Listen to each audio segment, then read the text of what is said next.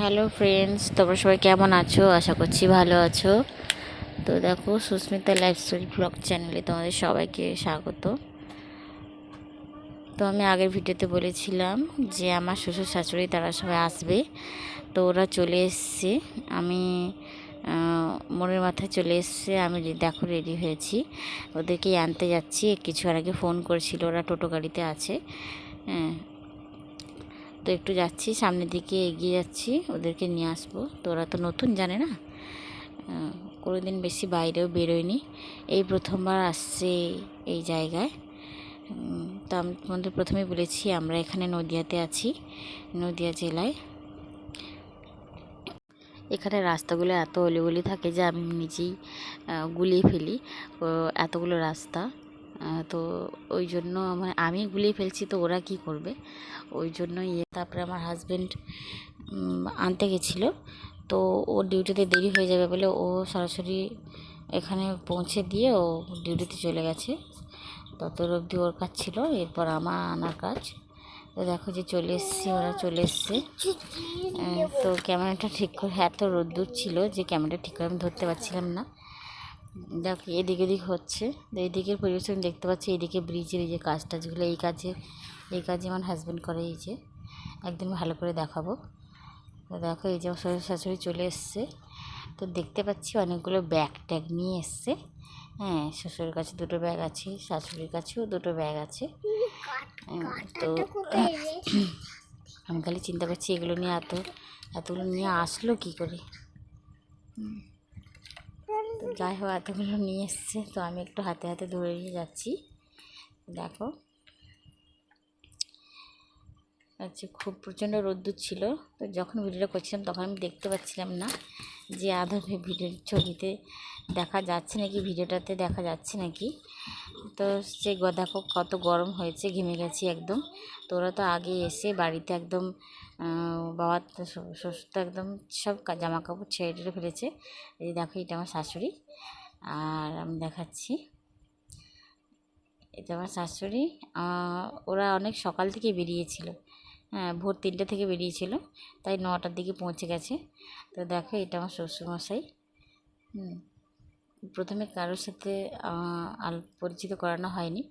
তো ওরা যা যা অনেক কিছু নিয়ে এসছে, তো আমি আশা করিনি যে এত কিছু নিয়ে আসবে বলে। অনেক কিছু নিয়ে এসছে। দেখো আমার ছেলে উঠে পড়েছে বাথরুম থেকে, এইমাত্র আসলো, ল্যাংটো হয়ে আছে। দেখো অনেক খাবার নিয়ে এসছে।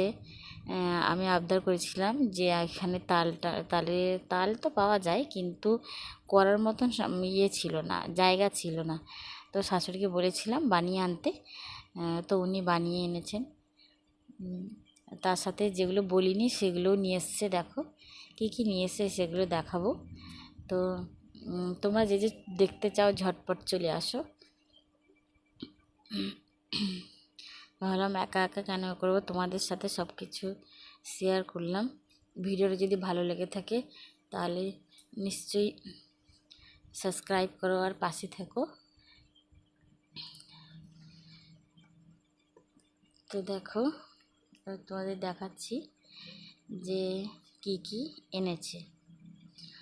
একটা এই পলিথিনের ভেতরে ঢোকানো আছে, তখন সহসা হট করে সেভাবে খুলে দেখাতে পারছিলাম না। তো এই সামনে যে পলিথিনে একটা পেপারে ওই ইয়ে আছে, পুঁই ডাঁটা আছে, পুঁই শাক যেগুলোকে আমরা পুঁই শাক বলি, পুঁই শাক, কিন্তু পাতাগুলো ওইভাবে আনতে পারবে না, মানে ডাঁটার সাথে যে পাতা থাকে সেইগুলো।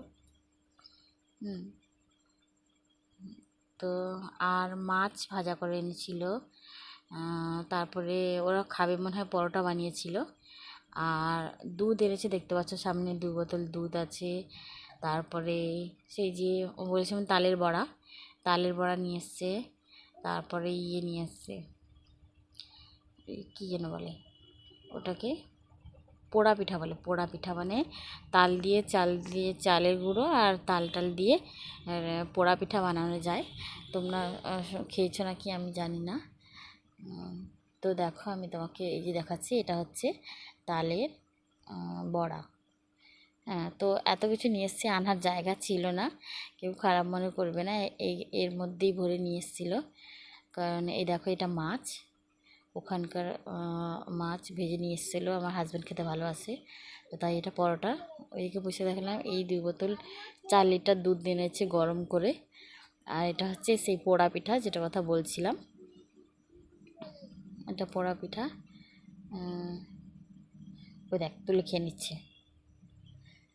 আচ্ছা তোমাদেরকে একটু তুলে দেখায় ভালো করে। এই যে দেখো, এটা কলা পাতা দিয়ে বসানো হয়, তো উপরেরটা বেশি আগুন লেগে গেছে তাই একটু বেশি পুড়ে গেছে। নিচেরটা এইরকম আর উপরেরটা ঠিক এরকম, মানে এর ওপরেও আগুন দিয়ে রাখা হয়, 2 দিক থেকেই তাপ দেওয়া হয়, নিচের দিক থেকে উপর দিক থেকে। নিচেরটা তো ভালো করে হয়েছে কিন্তু উপরের দিকটা একটু পোড়া পোড়া হয়ে গেছে, তো এই জন্যই এই পিঠের নাম পোড়া পিঠে। তো দেখো আটা প্যাকেট এনেছে, আর এর মধ্যে ব্যাগের মধ্যে বেগুন আছে, কচু আছে। কচুটা আমার হাজব্যান্ড খেতে ভালোবাসে তাই এনেছে। বেগুনের কথা আমি একবার বলেছিলাম যে এখানকার বেগুনটা ভালো না, ভালো লাগে না খেতে, তো ওর জন্য বেগুনও নিয়ে এনেছে। আর ওইদিকে যে হলুদ ড্রামটা দেখতে পেলে ওই ড্রামটা মুড়ি নিয়ে এসছে। আর এটা এটা হচ্ছে লেবু। লেবুটা যদিও মানে লেবুটা ওই স্টেশন থেকে, হাওড়া স্টেশন থেকে আমার হাজব্যান্ড কিনে পাঠিয়ে দিয়েছে। তো দেখো এগুলো সব শেয়ার করলাম, আরও কিছু হয়তো থেকে যাচ্ছে আমার মনে নেই।